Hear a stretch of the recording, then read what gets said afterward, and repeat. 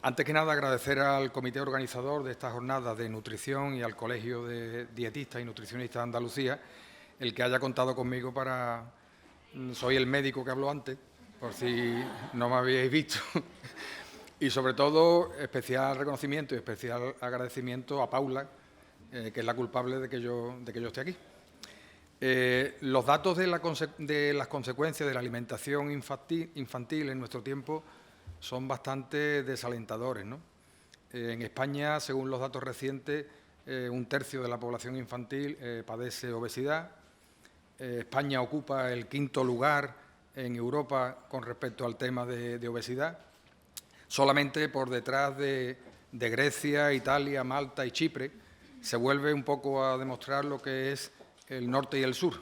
Los del norte siempre están mejor y los del sur siempre estamos peor, ¿no? Se habla incluso de que la obesidad es capaz de provocar más enfermedades crónicas y más cáncer que incluso que el tabaco, ¿no? Durante la crisis económica se ha constatado por múltiples estudios que las desigualdades sociales han hecho que la alimentación infantil haya empeorado. Y la obesidad infantil pues, se relaciona con, aparte de un menor rendimiento escolar, con estigmatización, con baja autoestima y demás, ¿no? Con respecto al tema de las desigualdades, hay estudios que hablan que las desigualdades sociales que se han provocado durante la crisis económica afectan fundamentalmente a dos factores. Uno, a la salud bucodental de los niños y otro al tema del sobrepeso y a la obesidad. Para hablarnos de la alimentación infantil, los relojes de nuestro cuerpo y la programación temprana de la salud, contamos con Mireia Escudero Marín, es dietista y nutricionista por la Universidad de Granada, máster oficial en condicionantes genéticos, nutricionales y ambientales del crecimiento y desarrollo, máster oficial en investigación y avances en medicina preventiva y salud pública por la Universidad de Granada y desde el año 2015, como es bastante inquieta, pues lleva participando en múltiples proyectos de investigación, de reconocimiento y de proyección internacional. Actualmente está desarrollando su tesis doctoral y en una entrevista que se le realizó hace poco decía que su referente habían sido su padre, con el que hablaba de ciencia, y sus profesores de instituto, que fueron las que le dejaron escudriñar por las ciencias y las que le abrieron esa curiosidad tan importante a la hora del avance científico. Y la larga lista de mujeres científicas que dice ella que han marcado un poco su vida. Yo desde aquí haría un homenaje a Margarita Salas, que yo creo que probablemente sea la científica mujer más importante que ha habido en España en el último siglo, y su compromiso social con la ciencia y con la sociedad le ha llevado a Mireia a proclamar un deseo que yo creo que probablemente sea un deseo que todos compartamos, ¿no? Alcanzar el conocimiento que mejore la calidad de vida de todas las personas y que rompa con la brecha de las desigualdades sociales y la salud. Con vosotros, Mireia, que no os va a defraudar. Así que adelante, Mireia. Muchas gracias. Hola. Bueno, en primer lugar yo quiero agradecer esta oportunidad tan maravillosa de venir aquí porque conozco muchísimas caras, compañeros de carrera, de máster, antiguos profesores, entonces realmente es un placer y siento que estoy entre amigos para empezar esto. Entonces, también decir que esa inquietud mía de conocer los factores ambientales que se interrelacionaban con la nutrición me ha llevado a estudiar desde que me invitaron a la jornada otro máster en medicina del sueño. Así que comienzo con mi presentación. Milagrosamente no me solapó con la anterior, pero me ha venido ideal para que ya empecéis a conocer un poco lo que significa la programación temprana de la salud, el Early Programming. Bueno, pues se habla mucho de relojes biológicos. Y esto no es casualidad, esto es un amanecer en la Tierra. Y muchas veces nos olvidamos los profesionales de cómo interrelacionan todos los factores ambientales y hasta qué punto una cosa puede modificar todas las demás. Yo vengo a hablar de relojes biológicos y es que estamos innegablemente conectados al universo. Estos son los tipos de relojes biológicos que existen. Estamos vinculados a las mareas. Hay ciclos circalunares que programan procesos endocrinos, metabólicos, y de la menstruación, pero principalmente yo voy a hablar del ritmo circadiano de luz-oscuridad. Pero es que también hay ciclos circanuales. Nuestra composición corporal varía a lo largo del año. Nuestra apetencia por determinados alimentos también se ha visto que se modifica a lo largo de un año. Y después hay otros ritmos que son no dependientes de los factores geofísicos, que son los ultradianos. Se ha descrito que hay una actividad cerebral que va modificando con esos ciclos ultradianos de unas partes a otras del cerebro, va cambiando la actividad a lo largo del día. De hecho, hay gente que dice que las clases deberían ser de 90 minutos, porque conlleva un ciclo del todo el proceso de la capacidad de centrar la atención que tenemos. Y estos ciclos ultradianos van a estar relacionados con la conducta alimentaria, el nivel de atención, capacidad de aprendizaje y demás. Y después tenemos los ritmos de alta frecuencia. Esto es maravilloso porque son unas neuronas que tienen la capacidad de contar el tiempo. Están determinadas por nuestros genes. Esas neuronas, que son marcapasos, van a tener una sincronización con otras hormonas, que son otras neuronas que son resonadoras, lo que va a conllevar a un recuento de nuestro reloj central realmente. Bueno, pues esto es el proceso. La luz entra al ojo, estos son los conos y bastones, pero la información de luz va a llegar aquí a las células ganglionares de la retina, que van a provocar que, estando inactivo, el 11-CIR retinal está unido a la opsina, pero la actividad de esas ondas que entran, no cualquier onda. Esta es la razón por la que decimos que la luz del sol es la que lo activa, pero es que la luz de las pantallas, la luz blanca, azulada, es la que también activa. Nuestro cerebro se cree que sigue siendo una luz del sol y ahí vienen los problemas. Entonces, se separa, se convierte en el transretinal, se separa, se produce una activación de la transducina y esa señal va a generar un potencial de acción que va a llegar a través de este axón que forma el nervio óptico, va a llegar al centro del cerebro. Y aquí está el tema. Este núcleo supraquiasmático es nuestro reloj interno del cuerpo. Sus neuronas son una maravilla porque tienen la capacidad, a través de un bucle de transcripción-traducción, que es los genes clock, llamados genes clock, que son todos estos, hace como un recuento del tiempo. Entonces, esta actividad genética, que está programada genéticamente, es decir, hay polimorfismo, si leéis información de la doctora Marta Garaulet, habla de polimorfismo de riesgo, que nos llevan una tendencia a otra. Pues esa influencia genética, este patrón que nosotros tenemos aquí, va a llevar al recuento del núcleo supraquiasmático. Unas 10.000 neuronas que tienen la capacidad aislada de contar por su cuenta, pero es que cuando la unimos, que es lo que tenemos aquí, cuando la unimos, generan un patrón circadiano tan exacto que es incluso capaz de corregir errores de pequeñas deleciones genéticas. Por separado no serían capaces, pero mantienen el ritmo, pero juntas tenemos 10.000. El caso es que esta actividad en el núcleo supraquiasmático va a hacer esa transmisión de señales hormonales y demás, lo que va a hacer es transmitir todas las señales al resto del cerebro, provocando la aparición del ciclo vigilia-sueño, del apetito, activando distintas áreas del cerebro con distintas funciones y luego aparte, a través del sistema nervioso autónomo y neuroendocrino, va a hacer un efecto global en todo el organismo. Vamos a tener relojes periféricos. Esta es ya internamente cómo funciona el clock, cómo cuenta, y esta es la modificación de la actividad circadiana de esas neuronas. Vemos cómo van cambiando los picos de conductancia dentro del núcleo supraquiasmático. Se habla mucho de la melatonina. ¿Y qué es la melatonina? Pues es una neurohormona, lo tenemos aquí, que se sintetiza y se secreta desde la glándula pineal. El núcleo supraquiasmático tiene una conexión con la glándula pineal y a su vez la melatonina liberada va a llegar al núcleo supraquiasmático devolviéndole las señales. Entonces, la melatonina se considera uno de los principales sincronizadores de los relojes. Ahora se habla mucho como suplementación y aquí lo tenemos. La melatonina pasa de 10-30 picogramos por mililitro a 100-200 cuando es de noche. La melatonina solo se libera de noche de forma natural, solo. Da igual qué turno de trabajo que tengamos, su proceso natural es de noche. ¿Y sus propiedades? Pues como el efecto principal más rápido que hace en el resto del cerebro, es neuroprotectora, porque tiene una capacidad antioxidante muy bien descrita por el doctor Darío Acuña de la Universidad de Granada, que ha creado además varias patentes recientemente con esas propiedades de la melatonina. Es inmunomodulador. Las citoquinas cambian a lo largo del día por la acción de la melatonina. Y esa es la razón por la cual, si hacemos un test de intolerancia a una hora o a otra, vamos a encontrar resultados ligeramente diferentes. Aquí invito a que tengamos en cuenta esta consideración circadiana a la hora de hacer las pruebas. Dependiendo del punto de corte que tengamos, posiblemente nos modifique algo. Se habla mucho de la melatonina, su principal uso ha sido siempre sincronizador circadiano y se usa pues, en el jet lag, los viajes transmeridianos provocan ese trastorno en el recuento cerebral del día a la noche, cuando nos saltamos muchas horas de por medio, necesitamos una señal que nos ayude a sincronizar, y es la melatonina, por eso se suplementa.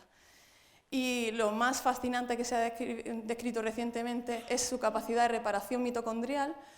Aparte de todas estas propiedades, aumentando la actividad de la OCP, está implicado en el proceso de fisión mitocondrial. Básicamente, ¿qué significa? Tenemos 2 mitocondrias funcionando regular y coge y facilita que se unan y hagan una mitocondria funcional. Entonces, aquí tenemos, eso es lo que recientemente más se está estudiando dentro de la melatonina. En torno a lo que a nosotros más, como profesionales de la nutrición, más nos afecta, pues se está utilizando, se están haciendo muchos estudios en animales en suplementación en ratas obesas y diabéticas. Aquí el doctor Amara Gil de la Universidad de Granada está estudiando mucho el early programming, del efecto de la melatonina y el efecto sobre la obesidad y la diabetes. Y lo que se está encontrando es el síndrome metabólico. Las ratas con una alta suplementación de melatonina están revirtiendo, bajando la tensión arterial, rata hipertensa, mejorando la tolerancia a la insulina y bajando de peso, y manteniendo la bajada de peso, no la recuperan. Entonces, aquí podemos tener una posible ayuda suplementaria a estos problemas. En enfermedad inflamatoria intestinal se ha descrito que, aunque aquí pone la puntualización, debe estudiarse la melatonina, compararse cuando se da la suplementación de melatonina junto a otros fármacos, todavía queda pendiente estudiar esas interacciones o esos efectos conjuntos. Pero a día de hoy lo que sí que se sabe es que la melatonina, primero, en personas que tienen enfermedad inflamatoria intestinal o síndrome de intestino irritable también van a tener alterado el ritmo circadiano de la melatonina, con lo cual podemos empezar a pensar, hay que hacer otras cosas, pero también la suplementación se está empezando a barajar.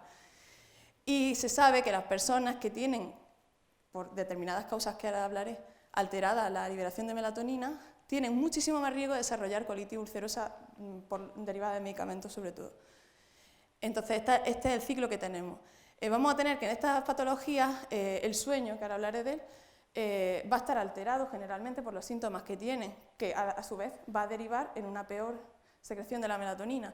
Entonces, todo eso va a estar interrelacionado, disparando la inflamación, disparando todos los síntomas, el dolor y los síntomas que tengamos aquí. Me lo he saltado. En niños, ¿qué pasa con niños? Pues la melatonina es principalmente el tratamiento de insomnio infantil.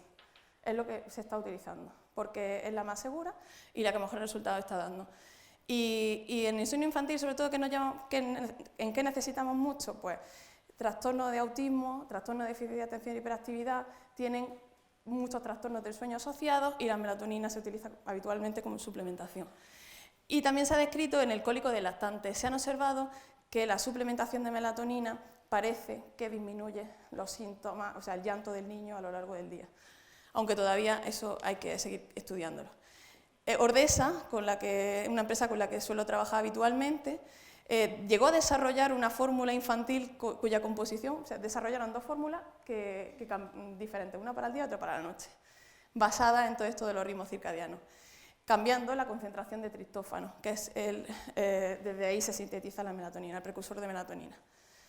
La sacaron, la demostraron, en estos artículos vieron su efecto y esta fórmula de noche la daban entre las 6 de la tarde y las 6 de la mañana y se vieron efectos muy positivos. Lo que pasa es que comercialmente no llegó a tener mucho éxito porque a las familias le parecía muy trabajoso tener que estar dándole por la mañana una, por la tarde otra, sí. Y dejaron la siguen vendiendo, pero no producen al mismo nivel.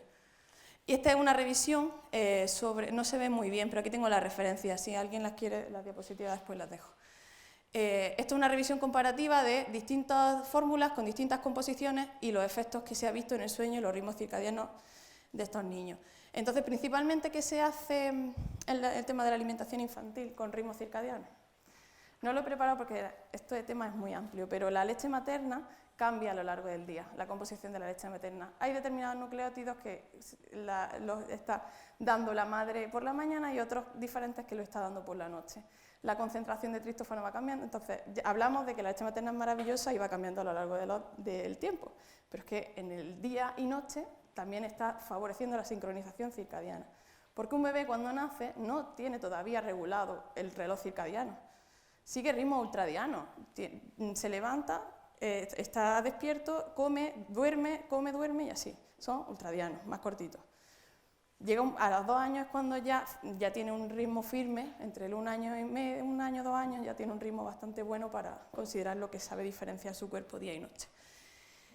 ¿Y qué le ayuda? Pues todos estos compuestos que tiene la leche materna y que se están intentando simular en la fórmula, aunque ya hablo que comercialmente es un poco más complicado.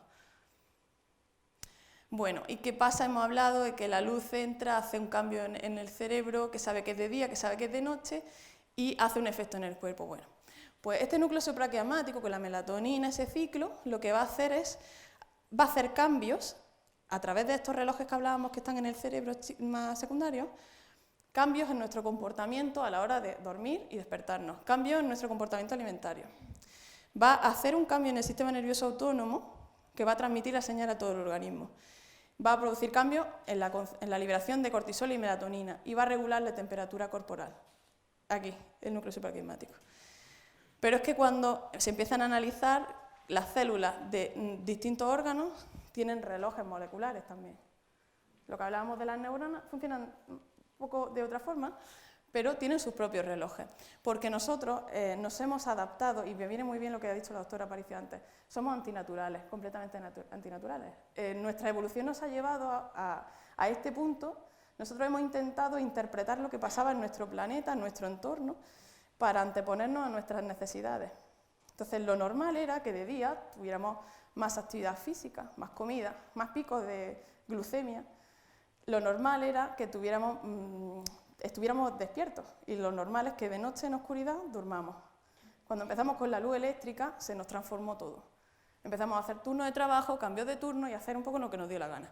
La consecuencia es que ha disparado las enfermedades crónicas y pues, los relojes biológicos están muy relacionados con todo este aumento de la prevalencia. Entonces, el reloj central se va a comunicar con nuestros relojes del cuerpo a través de estos mecanismos y va a provocar cambios en ellos. De alguna manera es como que les chiva cuándo es de día, cuándo es de noche, para decirle ahora tienes que hacer esto, ahora tienes que hacer lo otro. Bueno, pues tenemos que la línea punteada es el pico máximo de melatonina, ¿vale? Pues es lo mismo en el resto.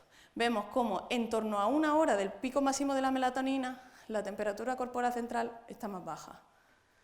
Entonces, esta es la señal que al resto del organismo lo va a detectar como un cambio de temperatura, como que es de noche. La melatonina, esto, y ahora. El nivel de alerta, estamos programados para que sea menor por la noche. Intentamos trabajar de noche, por mucho que queramos, no vamos a alcanzar el máximo rendimiento que queremos. Esta es la velocidad de reacción, aunque veis aquí resolución de tareas, tardamos más tiempo en hacer las cosas cuando es de noche, en espabilarnos, ¿no? Y estamos programados para eso, si es que no nos queda otra. Por mucho que intentamos, podemos esforzarnos mucho. Y nuestro cortisol puede hacer muchas cosas, nuestra adrenalina, lo que queramos, pero llega un momento que nuestro máximo rendimiento jamás va a estar porque no estamos programados para eso. Los triglicéridos tienen, aparte de que vamos a ver que obviamente los factores externos van a ir modificando, pero también tiene patrones circadianos. ¿Y ahora qué pasa con los relojes de los órganos? Pues es que tenemos que el vaciado gástrico y el movimiento intestinal cambia a lo largo del día, y estamos programados para hacerlo así, tiene todo el sentido del mundo. De día, ¿qué interesa? Rapidito. De noche es cuando nos podemos calmar y el cuerpo puede recuperarse y puede hacer como pasa con el sistema inmunológico. De noche es cuando tenemos todos los procesos de memoria, ya nos tomamos tiempo para ver qué hacemos con esto. Pues esto es lo que pasa. Aquí tenéis la retención de sólidos comiendo a las 8 de la mañana y comiendo a las 8 de la noche. Y esta es la actividad de las enzimas del hígado, cómo cambia toda la actividad hepática a lo largo del día. Pero es que nos vamos al tejido adiposo y tenemos exactamente lo mismo. Este es cómo cambia el patrón de expresión del CRAI1, que es uno de los genes CLOP, a lo largo del día en el tejido adiposo. ¿Y ahora qué pasa con esto? Pues nosotros tenemos un reloj programado, nosotros tenemos nuestro propio patrón. Se habla heredado genéticamente. Los seres humanos, digamos que más o menos pues nos vamos a parecer, tenemos una vigilia de actividad y una noche más de reposo. Pero es que nuestros genes van a cambiar y hay personas que tienen una tendencia, que es lo que se llama tipología circadiana, tienden a que si lo dejan libre a hacer lo que quieran, van a tender a madrugar mucho y después, llegada a determinada hora, no pueden, están rendidos y se tienen que acostar, van más por la mañana. Y así sucesivamente. Entonces tenemos personas extremas, circadianas extremas, que son los que madrugan mucho o los que postergan demasiado, que son muy susceptibles a desarrollar determinadas enfermedades porque no van a casar mucho con los ritmos de la sociedad. Y luego el 60% de la población es bastante más flexible dentro de eso. Entonces, con respecto a esto, antes de pasar, pues en las redes sociales han subido un enlace a un cuestionario, el cuestionario Munich de tipología circadiana, para que cada uno se lo pueda valorar. como hicieron un algoritmo que lo tienen privado, no tenemos la posibilidad de hacerlo nosotros, es la Universidad de Murcia la que, introduciendo los datos, te devuelve el feedback de cuál es tu tipología personal. Entonces, cuando queráis hacerlo perfectamente. Entonces, esto es que es un tema muy amplio, si tenéis cualquier duda, después lo vemos sin problema. Simplemente sembrar un poco el gusanillo. Bueno, ¿qué pasa? Que cuando vamos en contra de nuestra naturaleza, de nuestra tipología circadiana, y bueno, pues trabajos nocturnos, cambios de turno continuos, ¿vale? Pues, ¿qué tenemos? Todos estos rasgos fenotípicos se han visto cuando, aquí tenéis los factores, pues cambios en la exposición a la luz, lesiones en el núcleo supraquiasmático, pues estos cambios. Principalmente, ¿qué hay? Aumento de peso, disminuye la tolerancia a la glucosa, hiperinsulinemia. Bueno, cambian los picos, es un desastre. Este es el reloj del músculo, del tejido muscular. ¿Cómo cambia también la actividad? El tejido muscular está preparado para hacer actividad física de día. Entonces, su capacidad para metabolizar la energía y rendir más está más programada para la parte del día. Pero curiosamente he leído unos estudios recientes que dicen que la fuerza, los ejercicios de fuerza, responden mucho mejor por la tarde. Entonces, hacer ejercicio serían como las 5 de la tarde, mid afternoon, evening, por ahí, antes de meterte, sería mínimo, siempre tienes que hacer ejercicio 2 horas antes de acostarte para que no te pegue la subida de estrés, pero hablan que hacer un ejercicio de fuerza ahí mejora el rendimiento. Eso es lo que se está viendo en los estudios actuales. Bueno, y este es un caso clínico de verdad que valoré. Yo trabajo con acelerometría. El sueño se puede valorar, el gol estándar de sueño es la polisomnografía, pero yo trabajo con acelerometría. Y bueno, aquí tenéis una mujer de 32 años que le pusieron a trabajar por la tarde, ¿vale? Entonces ella, pues obviamente llegaba a casa y no tenía ganas de acostarse directamente. Entonces se ponía a hacer otras cosas y claro, ¿a qué hora se acostaba? Pues solía dormir, aunque era un horario totalmente irregular, porque era según le apetecía, pues solía dormir entre las 2 de la mañana y las 10:30. Pues aquí tenemos. El patrón de actividad de ella son estas barras, ¿no? Esto es el sueño. Más o menos, ella dormía esto. Como estaba agotada, a veces tenía que dormir el resto del tiempo. Bueno, pues la línea azul es lo normal para una persona de su edad. Estamos viendo que está desplazando, esto es lo que se llama síndrome de avance de fase, está avanzando todo lo demás. Y aquí tenemos la exposición a la luz. ¿Qué pasa? Ella, luz artificial, se hartaba de luz artificial, pero es que luego de día se olvidaba de bajar las persianas y estaba oscura y seguía exponiéndose a la luz. Y eso el cerebro sigue pensando que es de día. ¿Y qué pasaba con su temperatura corporal? Que obviamente eso es como una señal interna de nuestro cuerpo, que es donde suele saltar el problema. A nosotros, a los expertos, ya empieza a ser un problema. Cuando tú cronificas un cambio de ritmo, empiezan a verse cambios del ritmo global interno del cuerpo. Y aquí se está viendo. Se está desplazando la curva de la temperatura. Y obviamente la de la actividad. Porque es que, aunque ella intentara estar en reposo aquí, la calidad de su sueño empeoraba considerablemente y no paraba de moverse, el acelerómetro lo detecta, claro. Bueno, y aquí tenemos un estudio de intervención. Se les puso 2 semanas a estar en su ambiente habitual, dormir cuando ellos dormían y tal y cual. Entonces y después se les metió a hacer el estudio en el laboratorio con ingesta controlada. Las letras son las comidas, ¿vale? Comían lo mismo, misma actividad física y controladas las horas de sueño. Primero se les estudió personalmente, como ellos dormían habitualmente, y se repitió después. Lo único que hicieron fue alargar el día, meterle 28 horas de vigilia en la intervención. Por eso veis que se va desplazando, esto es el sueño, ¿vale? Se va desplazando. Pues aquí tenemos las consecuencias. Antes de empezar, cuando estaba alineado, cuando empezó a desalinearse los ritmos, empezaron a cambiar los niveles de la curva de leptina. Cuando volvieron a sus casas y volvieron a recuperar, se volvió a alinear. Pero vemos que tarda, no es exactamente... Hay cosas que tardan mucho más, cosas que tardan menos y cosas que no sabemos realmente hasta qué punto se llegan a recuperar. Entonces, aquí tenemos las medias globales de cuando estaban alineados, cuando estaban desalineados. Vemos esto, increíble, un pico de cortisol por la noche, que va a afectar considerablemente a la calidad del sueño. Bueno, ¿y qué pasa con la ingesta? Pues no, lo que se llama crononutrición. Nosotros comemos con un ritmo ultradiano, porque hablamos del apetito, la actividad cerebral y tal y cual, circadianos y estacionales. A lo largo del día, los estudios que hay hasta ahora parece que es que nos apetecen más dulces por la mañana, porque por el tema de que estamos programados para necesitar más energía por la mañana, y nos apetecen más grasas después de hacer actividades. Esa es la tendencia que estamos programados a tener. Luego otra cosa es que cuando tenemos en los estudios, por ejemplo, en animales, que les ponen a comer lo que quieran, al libitum, es un desastre. Porque claro, tienen que empezar a controlar la ingesta de lo que hacen. Bueno, tenemos esa intercomunicación de los genes reloj. ¿Y qué pasa? Pues se han hecho, bueno, esto es lo que hablaba antes, el ritmo circadiano de un recién nacido es comer 8 veces cada 24 horas en los bebés, y ahora pasamos a 2 o 3 veces de comida importantes a las 24 horas. Pues ¿qué se está haciendo? Restricción de la ingesta.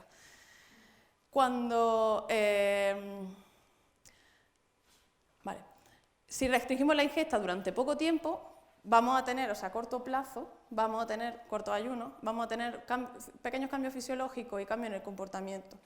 Pero cuando hacemos grandes cambios, vamos a disregular un poco esos mismos relojes también. Porque, no lo he dicho, pero nosotros tenemos la luz entra, activa y se comunica con el resto del cuerpo. La actividad metabólica de todos los órganos va a devolver un feedback al cerebro de distintas maneras.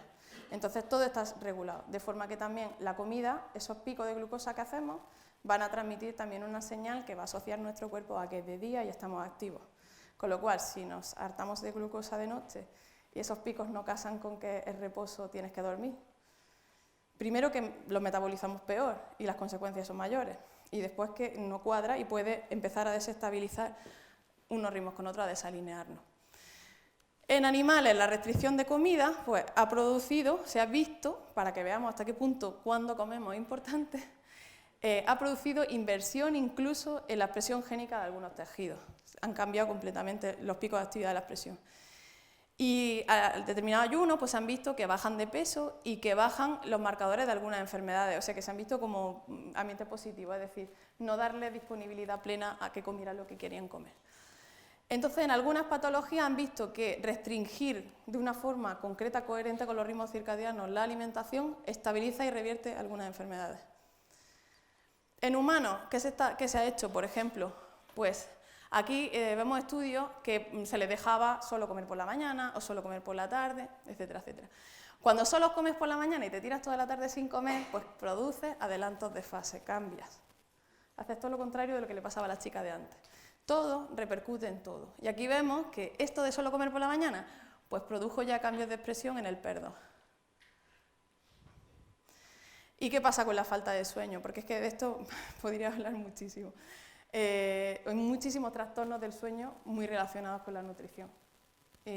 Bueno, aparte de comida compulsiva de noche, todos los trastornos del sueño se está viendo que por el efecto que producen en la somnolencia, en la fatiga, de alguna forma hay como una forma de compensar ese cansancio, se alteran mecanismos cerebrales de comportamiento alimentario y necesitas comer, y comer lo primero que pilles. Y además, de hecho, comes más grasas y más azúcares. Todos los estudios que han visto menos sueño, más grasas, más azúcares, y desde la tarde, noche, hacia la noche. Con lo cual vamos empeorando la cosa. Entonces, la falta de sueño se asocia con menor tolerancia a la glucosa y cambio en la concentración de tirotropina. Más concentración de cortisol por la noche, nos espabilamos, empeora la calidad del sueño. Y más actividad del sistema nervioso simpático. Se ha relacionado con este aumento de la obesidad por falta de sueño, se ha asociado con cambios en los ciclos de cortisol, insulina, grelina y leptina. Y se ha visto que las personas que duermen mal son más sensibles visual y olfativamente a la comida. Eso también hay un grupo de investigación además en Granada estudiando sobre este tema. ¿Y qué pasa con la sobreingesta? Bueno, pues este artículo, es que no se ve aquí la referencia, pero es muy interesante porque compara, hace resonancia magnética y compara con la adicción a la cocaína y qué pasa con los obesos y la comida muy apetecible, ¿no? Así, con alta densidad energética. Pues se ha visto que dentro de todo esto de sobreingesta están implicados sistemas cerebrales de recompensa, como un homenaje, ¿no? De conducción de la motivación, aprendizaje condicionado y un circuito que hay entre control de inhibiciones, regulación emocional y función ejecutiva. Nosotros en los resultados de nuestro grupo de investigación encontramos que madres obesas tienen alterada, en gestantes obesas, tienen alterada la función, la toma de decisiones. Les cuesta mucho más y tienen patrones más alterados aquí. Ahora, de este tema de nutrición-sueño, los dos principales estudios en niños que hay es de Estados Unidos. Aquí lo que vieron fue, ¿cuándo empiezan los niños a comer? Hicieron un estudio observacional, transversal. Entonces, vieron cuándo empiezan a comer. Pues tenían, depende de la edad, vemos como a lo largo de los años, la hora de la primera ingesta se retrasa. Esto ya sabemos que a priori, sin saber la tipología circadiana, es peor.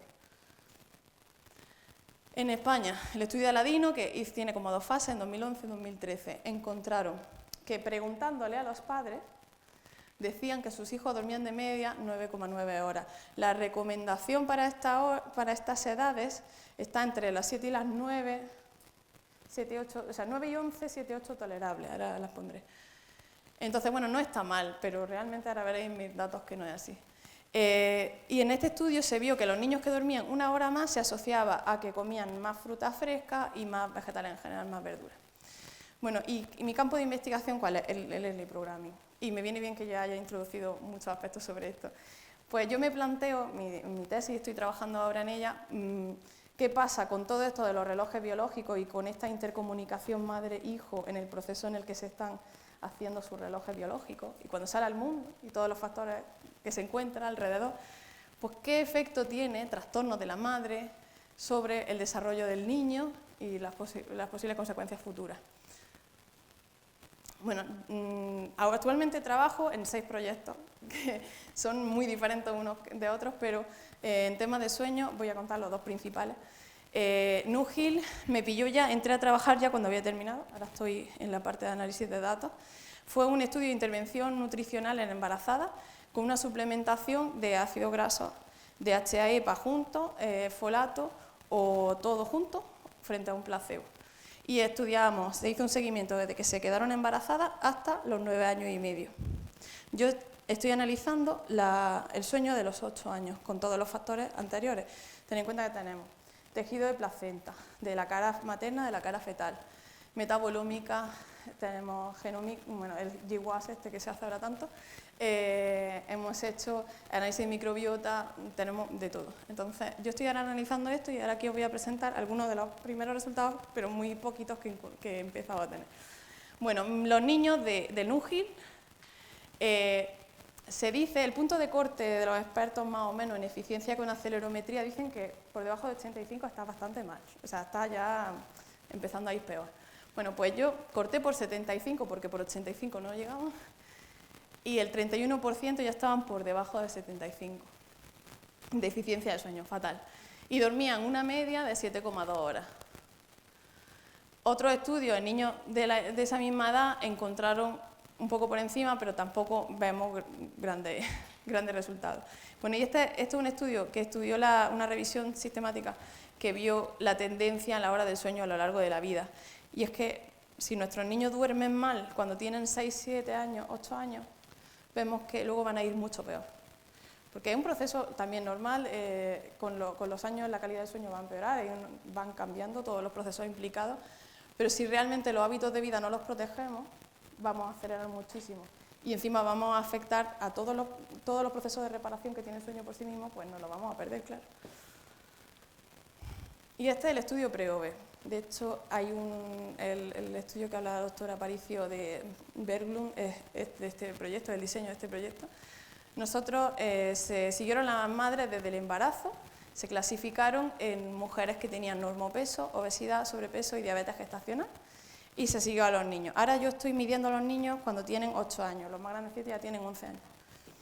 Entonces tenemos todo, de neurodesarrollo, de alimentación, actividad física, y yo estoy analizando el sueño a los 6 y a los 8 años, aparte de otras cosas, ahora veréis. Entonces esta es nuestra cohorte. Comenzaron 331, yo ahora llegaron 200 a los 6 años y tenemos 128 a los 8, nos quedan todavía unos pocos por revisar. Bueno, lo poco que hice así un poco para tener resultados ahora fue que los niños de madres diabéticas intentan dormir menos y además duermen menos, de hecho. Yo de ahí no puedo concluir nada todavía con el intentar dormir menos, pero en Early Programming se ha visto que la diabetes gestacional está relacionada con un posible, una alteración, o sea, el trastorno metabólico que puede haber dentro de todo esto podría afectar al desarrollo del ritmo circadiano del niño. Y ahí están empezando, hay muy pocos estudios y estamos en ello. Tenemos que cruzarlo con muchas cosas más. Bueno, ya hablábamos de crononutrición, de qué comer y cuándo comer es importante. Bueno, pues cuando venía de viaje aquí, ayer por la tarde, me mandó mi compañera de un estudio estos cuestionarios, que ahora veréis. Desayuno de judías con tomate de bote, con salchichas de Frankfurt a las 10 de la mañana, después bocadillo de lomo tal y cual, y después de noche ensalada de pasta, con melón. Bueno, y aquí tenemos otra que, bueno, que es un poquito más, que esto es lo más habitual, afortunadamente, pero bueno. Nuestros niños comen mal, comen mucho, generalmente comen mal, y tenemos en nuestra cohorte más del 70% de sobrepeso y tenemos como un 30% de un percentil de peso para la edad muy alto. ¿Y qué es lo que estoy haciendo allá ahora? Que no tengo resultado y espero en algún momento mandároslo para que lo veáis. Yo ahora estoy cruzando el sueño con resonancia magnética. Esto es una publicación de un compañero que estudió la influencia de la obesidad materna, bueno, el índice de masa corporal materno, sobre la resonancia funcional. Entonces vieron las áreas del cerebro que podrían, lo que aquí mide, no, en esta no funciona. Aquí lo que está midiendo es la estructura de la materia blanca, digamos.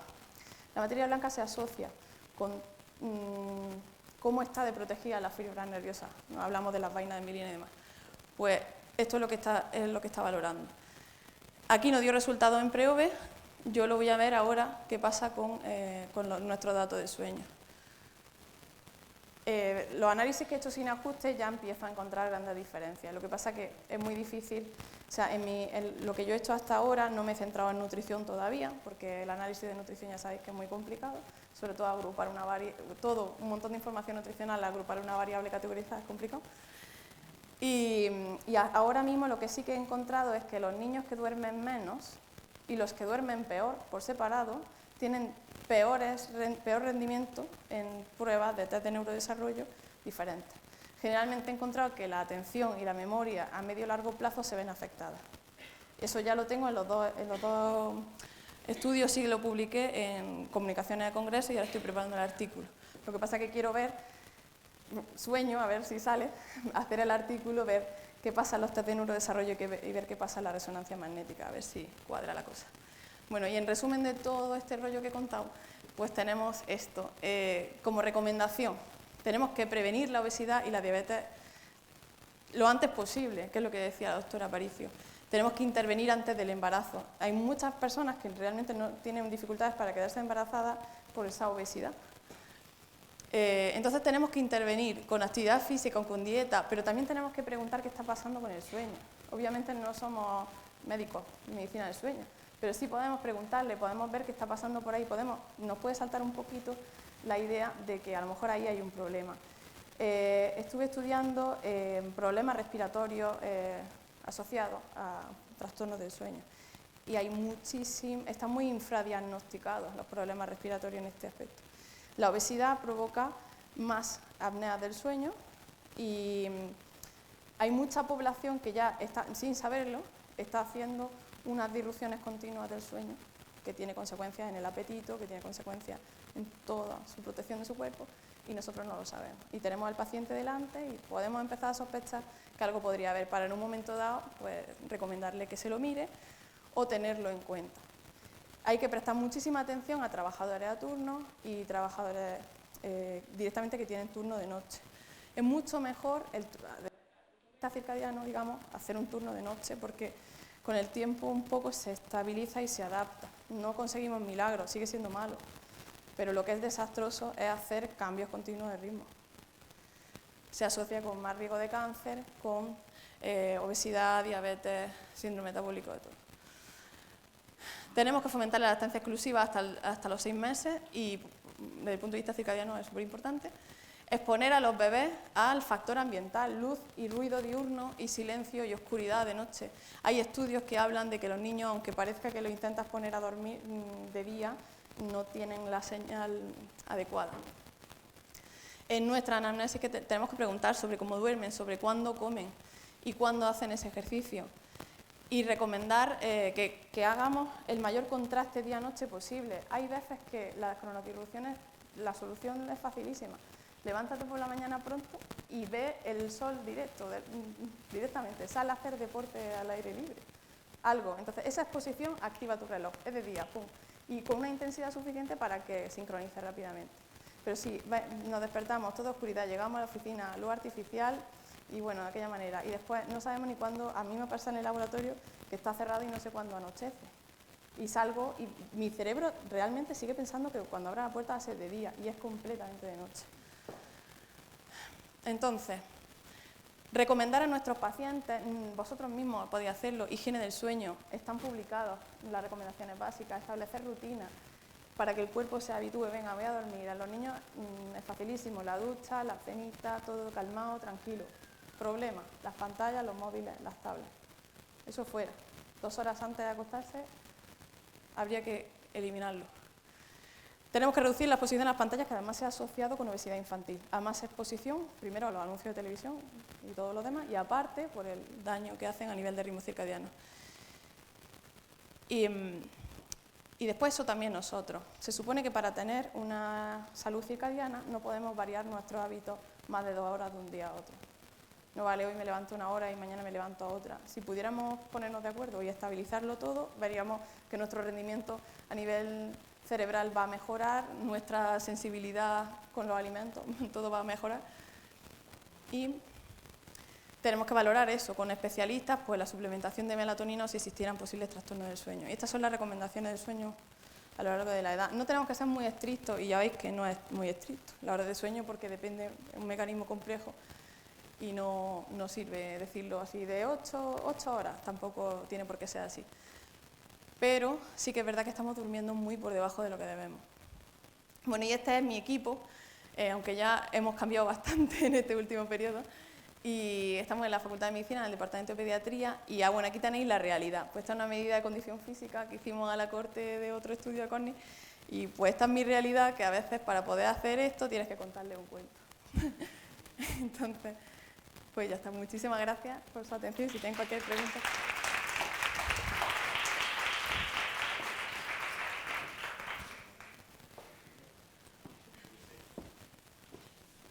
Bueno, establecemos un turno de preguntas.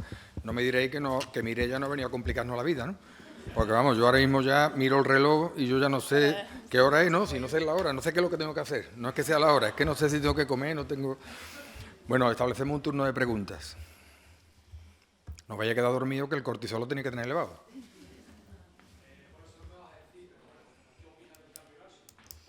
Pues, bueno, yo siempre he tenido claro, desde que empecé en este tema, lo primero que leí fue el daño que hace el horario que tenemos, sobre todo escolar, a los niños en España. Pero realmente los horarios más matutinos nos favorecen más. Yo sí que estoy de acuerdo con que debería ser estable. Eso de cambiarlo todos los años no estoy de acuerdo para nada con eso, porque tardamos un mínimo, se suele hablar de unos 28 días más o menos en empezar a estabilizarnos. Entonces no tiene mucho sentido, tenemos que ponernos de acuerdo. Lo que pasa es que hay expertos, yo recomiendo que sigáis el trabajo de Juan Antonio Madrid, que ha sido por el que yo estoy trabajando en esto, porque lo leí a él y ya me quedé ahí, que es biólogo de la Universidad de Murcia y trabaja en cronobiología, y yo me fío de lo que dice él, y él dice horarios matutinos y no cambiamos la hora. Buscarlo, que merece mucho la pena. De hecho, el cuestionario del enlace es de su grupo de laboratorio. Probablemente no sea tan sofisticado como el enlace que dice Mireia, pero el Instituto Nacional de Seguridad y Higiene del Trabajo, que depende del Ministerio de Trabajo, tiene un test que se llama el test del búho y la alondra, que sirve, son 5 o 6 preguntas, sirven para saber si un trabajador está en condiciones de madrugar o está en condiciones de ser un trabajador noctámbulo, ¿no? Que no todo el mundo, como bien dice ella, no todo el mundo está adaptado. Hay personas que se adaptan muy bien, son madrugadores, y personas a los que nos gusta la noche. El problema es cuando te gusta levantarte temprano y te gusta acostarte tarde, entonces cuando lo tienes totalmente el ritmo circadiano lo tiene Y yo a este desquiciado. respecto es que yo al principio pensaba así, a mí me gusta más madrugar o no. No es que me guste, que resulta que mis genes determinan, aparte de que te pueda gustar, estés habituado por determinadas razones sociales de tu entorno, estás programado para ello. Y de hecho Marta Garolet tiene muchos trabajos con José María Ordóvar muy interesantes sobre polimorfismo de riesgo, es decir, personas que lo están asociando mucho a la obesidad, personas que por sus genes están condenadas a que tienen una tendencia más hacia la tarde-noche, más depresión, más obesidad, tienen unos rasgos diferentes.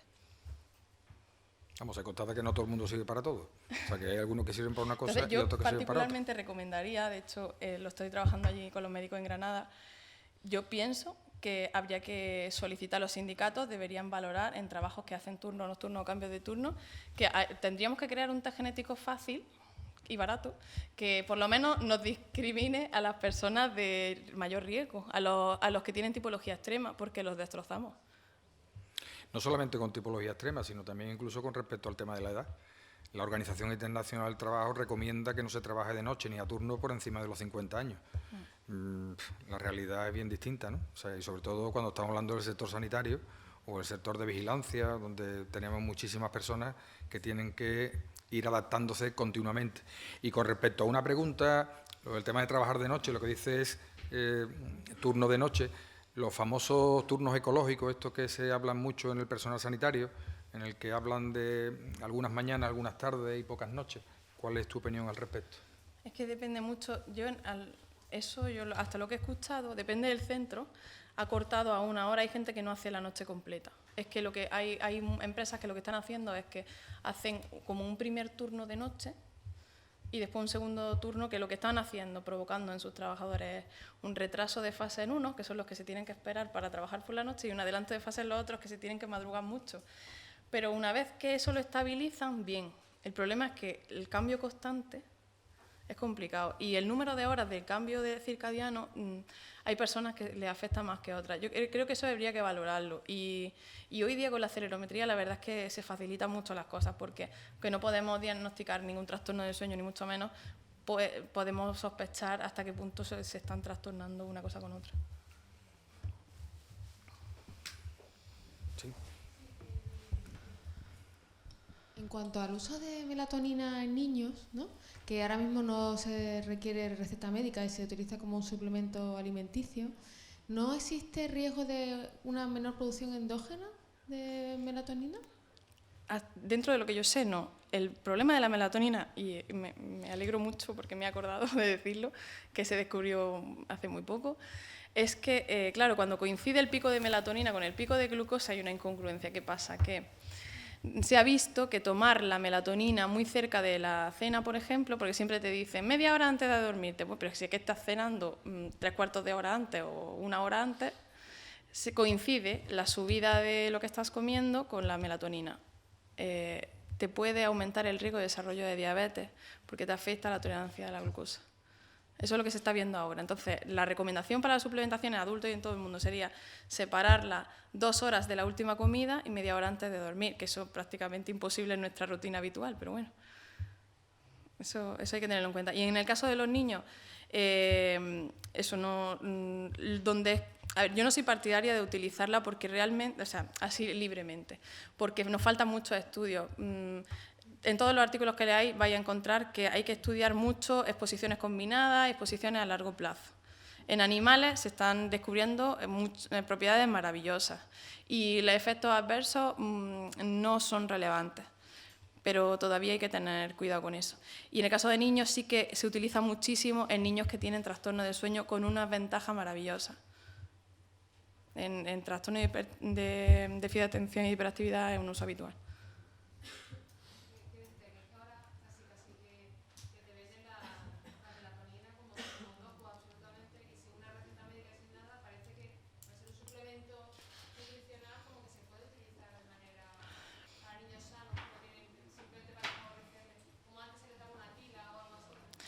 Yo cuando empecé a estudiar esto, mi impulso era hartarme de melatonina. Pero después empecé a descubrir más este tipo de cuando modificas una cosa tiene un efecto, entonces, aunque no tenga un efecto adverso, hay que conocerla. Mi recomendación sería en niños De momento, lo que hay que favorecer mucho es su calidad de sueño. Me parece una tontería tomar melatonina y tenerlo 1 hora con una tablet. Me parece una tontería abismal. En adultos, yo sí que me plantearía muy seriamente tomar, de hecho lo he estado haciendo, tomar durante largos periodos melatonina, porque tiene importantes beneficios. Yo lo tengo bastante. Todos los investigadores que trabajan en eso, en la farmacia consigues hasta 1,9 miligramos. Tengo investigadores que están tomando 40 diarios. Los que conocen sus propiedades antioxidantes toman 40 diarios. Eso no trabajan, duermen todo el día, ¿no? No, porque sí produce un poco de relajación, pero realmente no induce totalmente el sueño como tal. Pero sus propiedades son maravillosas. El nuevo aloe vera, yo creo que un poco así. No lo encontraremos hasta en el colchón ya mismo.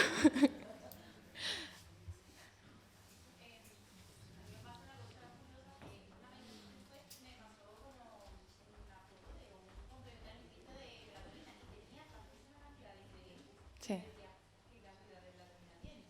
Que tenía como muchísima cantidad de ingredientes del complemento alimenticio. Entonces, muchas veces yo también pienso eso, ¿no? La cosa de ir a comprarlo sin ninguna receta ni ninguna pauta, que muchas veces los complementos, aparte de melatonina, pues hay muchísimas más cosas. Lo que pasa es que la melatonina, como existe de forma natural en los alimentos, está en el aceite de oliva, en el chocolate, en la cebolla, en fin, se habían identificado muchos alimentos, es natural. Y realmente por eso no se han descrito efectos adversos, porque es muy natural y el tiempo, ¿no? Sí. Yo iba por eso, por aparte de que como que lo mezclan, ¿no? Lo mezclan, pero porque te están vendiendo algo para inducir el sueño. Entonces le meten, como tipo infusión, le meten otras vegetales que se han visto como que relajan y tal.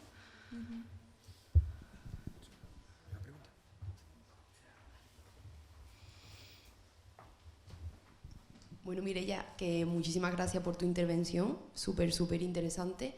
Bueno, mi pregunta es, ante situaciones con los pacientes de estos cambios de horarios laborales tan drásticos, de pasar de la mañana a la tarde, de la tarde a la noche, ahora vuelve a la mañana, ahora al descanso, ¿no?